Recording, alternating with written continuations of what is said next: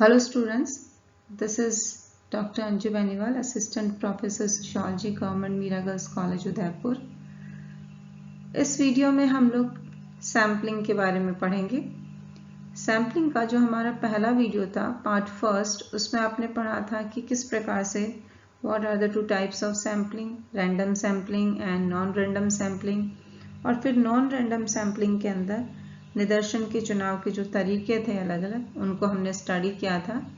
आज हम इस वीडियो के अंदर नॉन रैंडम सैम्पलिंग, गैर संभावित निदर्शन के बारे में पढ़ेंगे।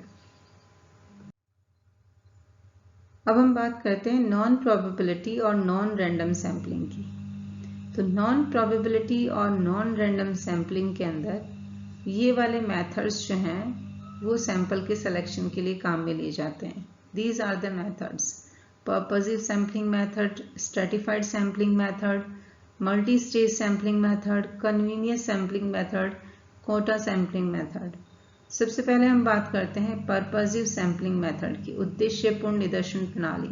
जैसे ही नाम से ही पता चल रहा है, उद्देश्य यानी किसी जो भी अपना अनुसंधान का उद्देश्य है, उस उद्देश्य को ध्यान में रखकर यूनिवर्स का सिलेक्शन किया जाता है और उस यूनिवर्स में से हम अपने सैंपल का चुनाव करते हैं। इसलिए इसे उद्देश्यपूर्ण निदर्शन प्रणाली कहा जाता है। उद्देश्यपूर्ण निदर्शन प्रणाली के अंदर पक्षपात की संभावना रहती है, क्योंकि अनुसंधानकर्ता अपनी इच्छानुसार इकाइयों का चुनाव करता है।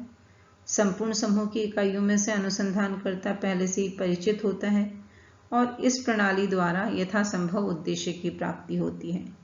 इसकी जो बेसिक कैरेक्टरिस्टिक्स हैं उसके अंदर हम देखते हैं कि निदर्शन का आकार छोटा होने के कारण, चूंकि सैंपल साइज छोटा होता है, इसलिए प्रणाली कम खर्चीली होती है।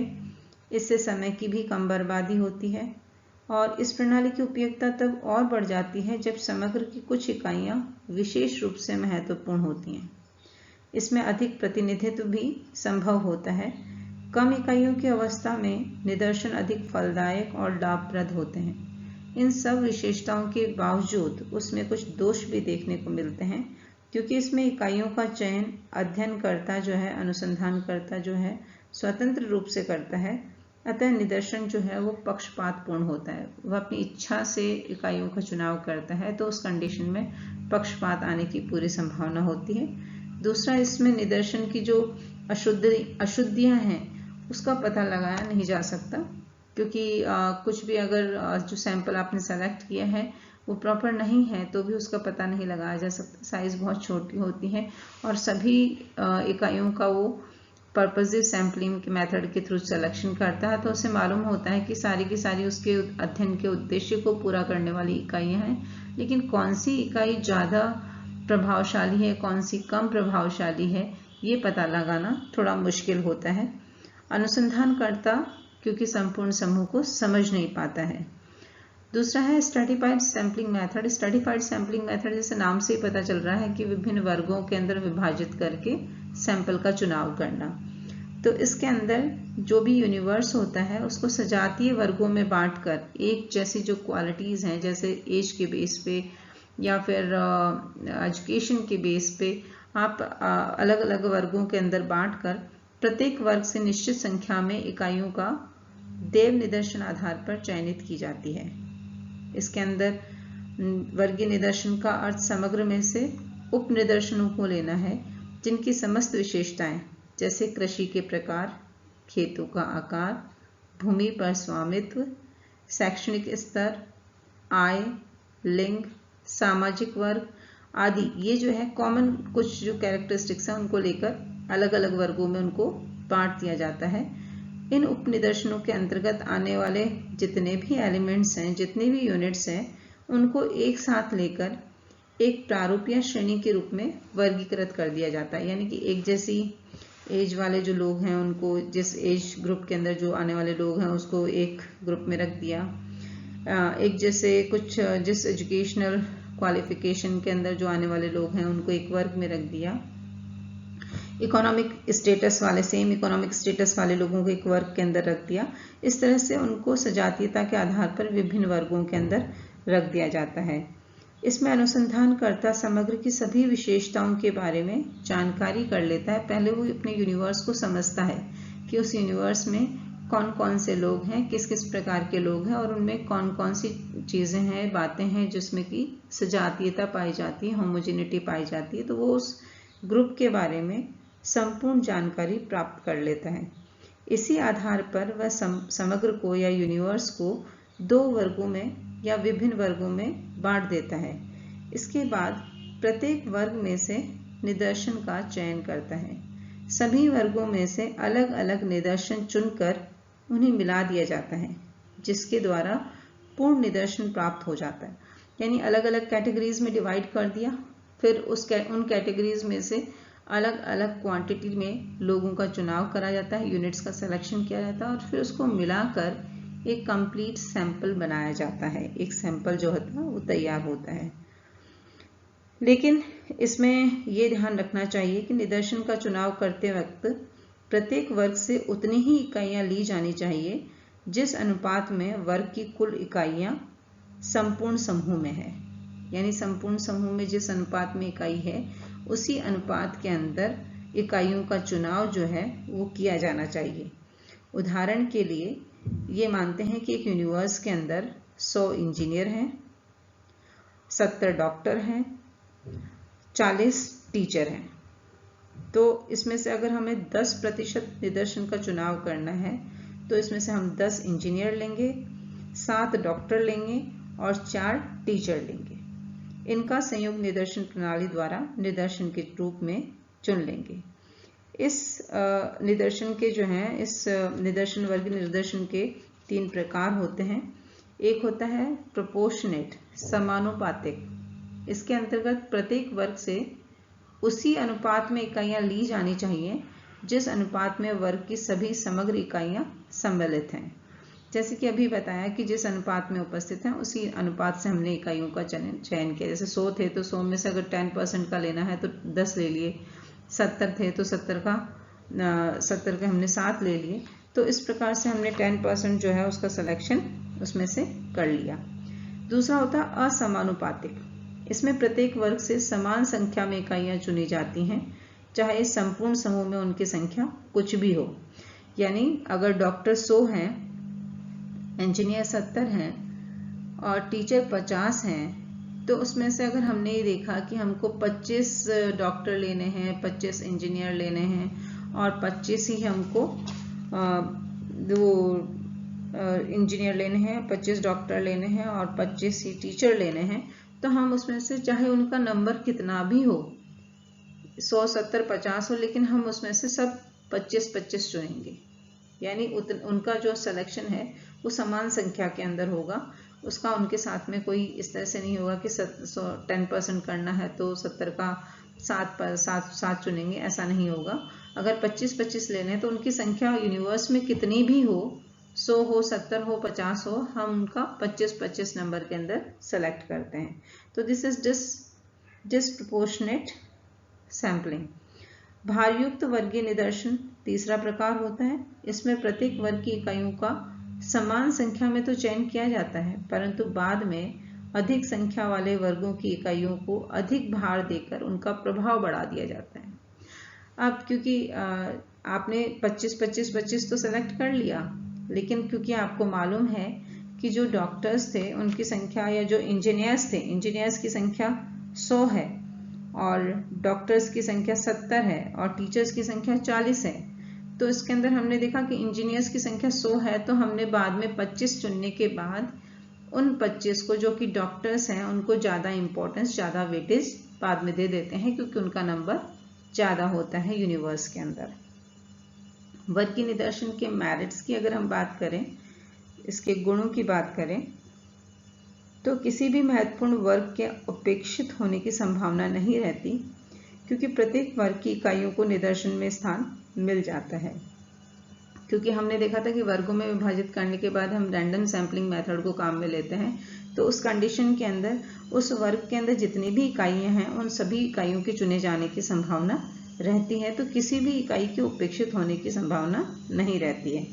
विभिन्न वर्गों का विभाजन यदि सतर्कता से किया जाता है तो थोड़ी थोड़ी इकाइयों का चुनाव करने पर भी संपूर्ण समूह का प्रतिनिधित्व हो जाता है। इसके विपरीत दैव निदर्शन में प्रतिनिधित्व का गुण तभी आ सकेगा जब इकाइयों की संख्या पर्याप्त हो, क्योंकि इसके अंदर हमने गुणों के आधार पर अलग अलग वर्गों के अंदर विभाजित कर दिया और फिर उन वर्गों से हमने कुछ इकाइयों का थोड़ी थोड़ी इकाइयों का चुनाव कर लिया। तो उस कंडीशन के अंदर जो हमारे पास सैंपल आया वो ज़्यादा अच्छे से रिप्रेजेंटेशन करेगा यूनिवर्स का in comparison to random sampling method. दूसरा ये कि एक क्षेत्रीय दृष्टि से वर्गीकरण करने पर इकाइयों से संपर्क आसानी से स्थापित किया जा सकता है, क्योंकि हमने वर्गीकरण जो किया है वो फील्ड को ध्यान में रखकर किया है कि एक फील्ड ले लिया और इस फील्ड में से हमने जिन जिन इकाइयों का चुनाव करना था उनको विभिन्न वर्गों के अंदर विभाजित कर दिया। तो उस कंडीशन के अंदर उस फील्ड विशेष के लोगों से संपर्क स्थापित करना आसान होता है। इससे समय और धन की भी बचत होती है। इकाइयों के प्रतिस्थापन में सुविधा रहती है। अगर कोई इकाई आपको नहीं अवेलेबल होती है तो उस कंडीशन के अंदर आप उसको रिप्लेस कर सकते हैं। ऑल्टरनेट्स जो है यहाँ पे ऑल्टरनेटिव्स हमारे पास होते हैं कि हम उस इकाई को रिप्लेस कर सकते हैं, उसकी जगह दूसरी इकाई का चुनाव कर सकते हैं। फॉर एग्जाम्पल, यदि किसी व्यक्ति से संपर्क स्थापित नहीं किया जा सकता है तो उसके स्थान पर उसी वर्ग का दूसरा व्यक्ति लिया जा सकता है और उसके सम्मिलित करने से परिणामों पर कोई प्रतिकूल असर भी नहीं पड़ता है। तो इस बात की व्यवस्था कर देने से कि निदर्शन का एक निर्दिष्ट अंश प्रत्येक भौगोलिक क्षेत्र का या आय वर्ग से लिया जाएगा, तो वर्गीय निदर्शन अपने आप निदर्शन के जो जितने भी व्यक्ति हैं उसके उसी वर्ग से दूसरे व्यक्तियों का प्रतिस्थापन की सुविधा प्रदान कर देता है। तो इसके अंदर पक्षपात जो है वो भी नहीं आ पाता है और व्यक्ति जो है वो आसानी से अपने यूनिट के अवेलेबल ना होने की स्थिति में उसी वर्ग से दूसरी यूनिट या दूसरे इकाई जो है उसका चुनाव कर सकता है। अब इसके कुछ डीमेरिट्स भी हैं। तो उसकी डीमेरिट्स की अगर हम बात करें तो चुने हुए निदर्शन में यदि किसी विशेष वर्ग की इकाइयों को बहुत अधिक या बहुत कम स्थान दिया जाता है तो निदर्शन प्रतिनिधित्वपूर्ण नहीं हो सकता। जैसे आपने जो निदर्शन चुना है, जो सैंपल फाइनल सैंपल आपके पास आया, उसमें किसी एक विशेष वर्ग की इकाइयों को आपने बहुत ज़्यादा महत्व दे दिया या बहुत कम महत्व दे दिया, तो उस कंडीशन के अंदर रिप्रेजेंटेशन जो है, प्रतिनिधित्व जो है वो कम हो जाएगा। विभिन्न वर्गों के आकार में अधिक भिन्नता है तो समानुपातिक गुण को नहीं लाया जा सकता।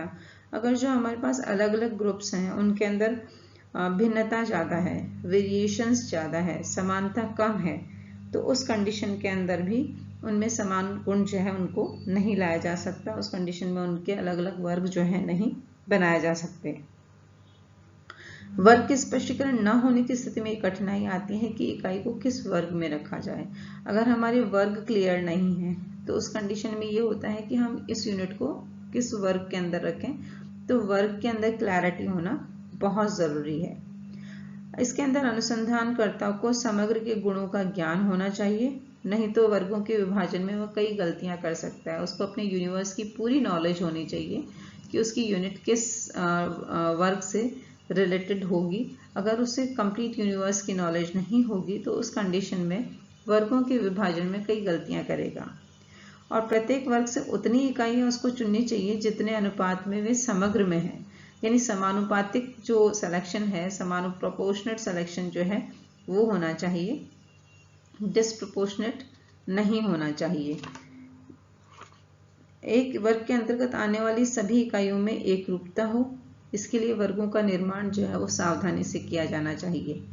वर्गों के सुनिश्चित व स्पष्ट होने की आवश्यकता है ताकि संपूर्ण समूह की सभी इकाइयां किसी न किसी वर्ग में आ जाएं। ऐसा ना हो कि कोई भी इकाई छूट जाए।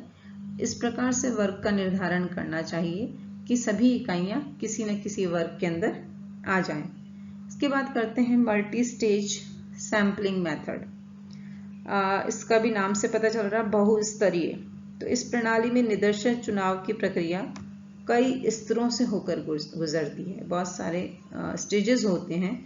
उन स्टेजेस को कंप्लीट करने के बाद सैंपल जो है वो हमारे साथ में आता है, सैंपल हमारे हाथ में आता है।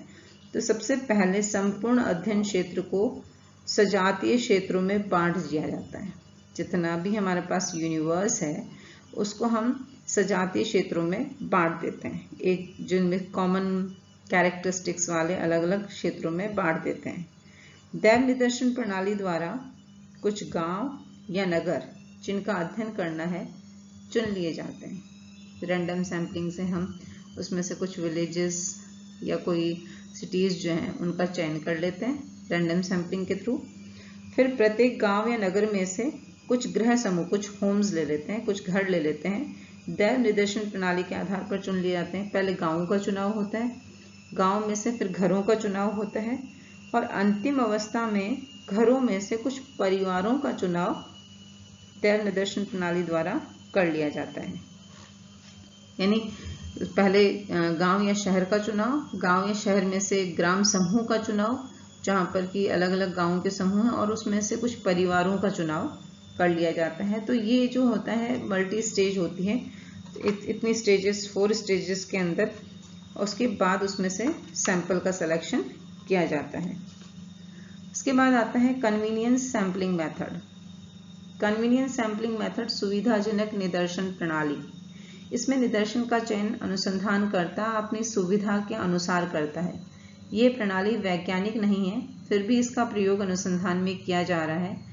इसके प्रमुख आधार धन, समय, कार्यकर्ता की दिलचस्पी, योग्यता आदि है। इसे अनियमित व अवसरवादी निदर्शन प्रणाली कहते हैं। इस प्रणाली का उपयोग तभी किया जाता है जब समग्र स्पष्ट रूप से परिभाषित ना किया जा सके।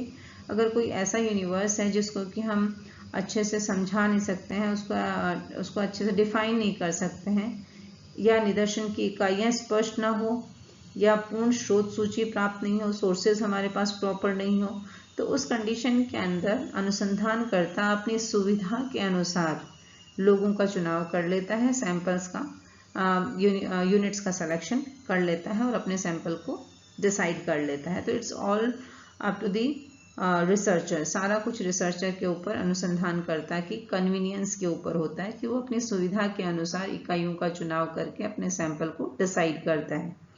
फिर आता है कोटा सैम्पलिंग मेथड, अभ्यंश निदर्शन प्रणाली। सर्वप्रथम इस विधि में समग्र को कई वर्गों में बांट दिया जाता है। उसके पश्चात प्रत्येक वर्ग से चयनित की जाने वाली इकाइयों की संख्या निर्धारित कर ली जाती है। इसी निश्चित संख्या को हम लोग कोटा कहते हैं, अभ्यंश कहते हैं। यानी पहले हमने सारे यूनिवर्स को अलग अलग वर्गों में बांट लिया और फिर हर वर्ग में से हमें कितने लोगों का, मतलब कितना परसेंट सिलेक्शन करना है, उतना परसेंट जो होता है दैट इज कोटा। जैसे कि रिजर्वेशन कोटा होता है, एडमिशन के अंदर कोटा होता है कि इतने परसेंट जो बच्चे हैं उनको लिया जाएगा, इतने परसेंट उन बच्चों को लिया जाएगा, तो उनका एक कोटा होता है। तो उसी प्रकार से उसके अंदर भी एक निश्चित संख्या जो होती है वो डिसाइड कर ली जाती है कि इस वर्ग में से इतने लोगों को सेलेक्ट करना है।